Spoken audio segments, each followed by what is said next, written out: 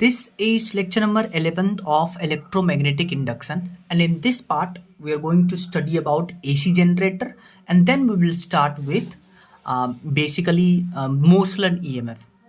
AC generator हम पहले भी पढ़ के आए हैं। जैसे दो मैग्नेट के बीच में अगर हम किसी कॉइल को घुमाते हैं तो आपको पता है फैराडेज लॉज ऑफ EMI कहता है कि जब आप इस कॉइल को मैग्नेटिक फ्लक्स में घुमाइएगा तो इसमें मैग्नेटिक फ्लक्स चेंज होगा and that magnetic flux will be NBA cos theta. और सर्कुलर मोशन से आप पढ़ के आते हैं कि सर्कुलर मोशन में जो एंगुलर फ्रीक्वेंसी होता है it is theta upon T, तो आप यहाँ से थीटा की जगह पे ओमेगा टी लिख सकते हैं। तो अब आप देखिए इसमें जो फ्लक्स चेंज आया है वो कॉस थीटा पे डिपेंड कर रहा है, और आपको पता है कॉस अगर फ्लक्स और टाइम में ग्राफ बनाइएगा तो ग्राफ कॉस थीटा का आता है, ठीक है। और इसी का अगर हम EMF निकालना चाहते हैं कि कितना EMF प्रोड्यूस हुआ तो EMF होता है minus d phi upon d t. Phi की जगह पे ये वैल्यू रखेंगे, कॉस थीटा का जो डिफ्रेंसिएशन होता है minus sine omega T, NBA बाहर आएगा माइनस के साथ और माइनस माइनस कैंसल, तो EMF आपके पास आता है NBA omega sine omega T. अगर आपको EMF और टाइम का ग्राफ बनाना है तो देखिए साइन का ग्राफ बनेगा, तो साइन का ग्राफ ऐसा बनेगा, ठीक है।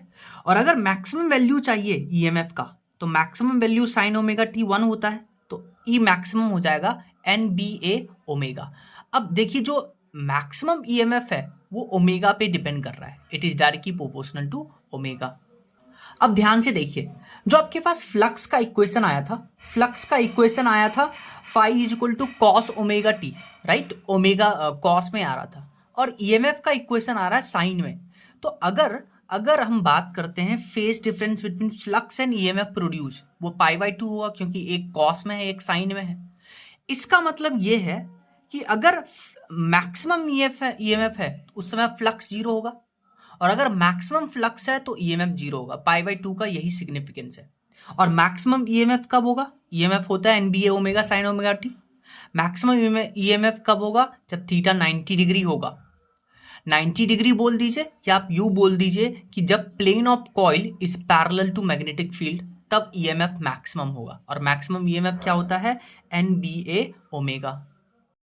अब हम बात करते हैं मोशनल EMF।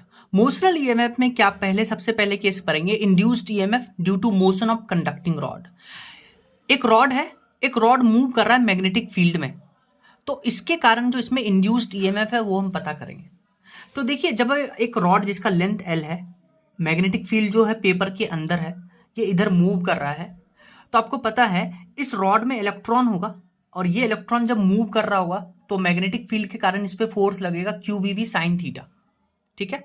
अब थीटा 90 डिग्री है तो यहां मैग्नेटिक फोर्स आ जाएगा, Q के जगह पे इलेक्ट्रॉन डालेंगे और V और B, ठीक है।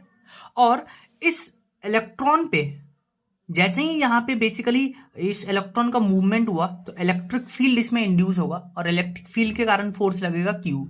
एक समय पे ये दोनों फोर्स बराबर होगा, यानी कि EVB equal to E into E से E खत्म, तो इलेक्ट्रिक फील्ड आ गया V इंटू बी। आपको पता है करंट इलेक्ट्रिसिटी से delta V equal to E into d, तो E आ गया EMF अपॉन L, तो यहाँ पे E रखेंगे तो जो EMF प्रोड्यूस होगा दैट विल बी BLV। तो डायरेक्ट यही फॉर्मूला याद रखना है, डेरिवेशन किसी काम का नहीं है।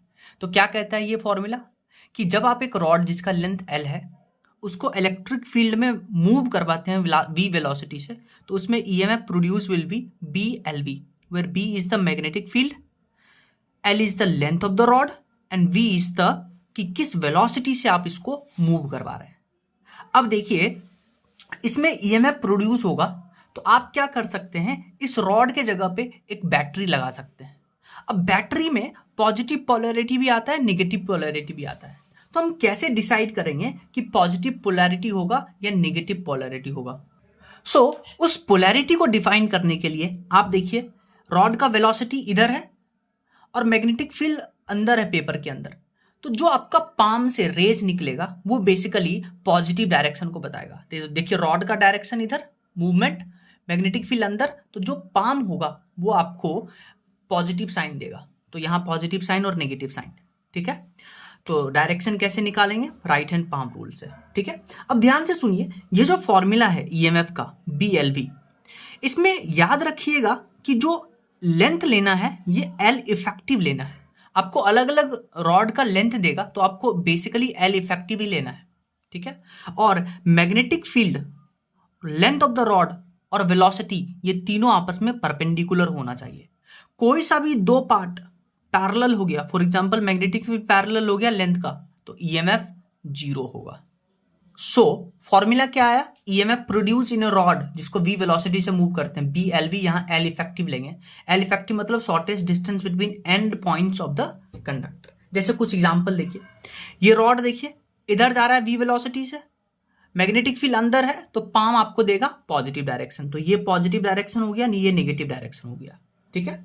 और यहाँ पे length, velocity of the rod और मैग्नेटिक फील्ड, ये तीनों आपस में म्यूचुअली परपेंडिकुलर होना चाहिए वरना जीरो हो जाएगा। जैसे आप इसमें पॉजिटिव और नेगेटिव साइन दिखाइए, तो रॉड इधर मूव कर रहा है मैग्नेटिक फील्ड प्लेन के अंदर, तो जो पाम है वो आपको पॉजिटिव डायरेक्शन देगा, इधर पॉजिटिव इधर नेगेटिव। सिमिलरली रॉड ऊपर मूव कर रहा है, मैग्नेटिक फील्ड अंदर है, रॉड ऊपर मैग्नेटिक फील्ड अंदर, पाम आपको पॉजिटिव डायरेक्शन देगा, तो ये पॉजिटिव ये नेगेटिव। सिमिलरली रॉड देखिए इधर मूव कर रहा है, मैग्नेटिक फील्ड अंदर है, तो जो पाम है देखिए रॉड इधर मूव कर रहा है, मैग्नेटिक फील्ड अंदर, तो पाम आपका पॉजिटिव डायरेक्शन देगा, तो ये पॉजिटिव ये नेगेटिव। सिमिलरली इसमें देखिए रॉड इधर मूव कर रहा है पर मैग्नेटिक फील्ड ऊपर है, तो पाम आपका देगा पॉजिटिव डायरेक्शन, तो पाम इधर आ गया। सिमिलरली रॉड देखिए नीचे मूव कर रहा है, मैग्नेटिक फील्ड अंदर है, तो पाम आपका इधर देगा पॉजिटिव, तो ये पॉजिटिव ये नेगेटिव, ठीक है।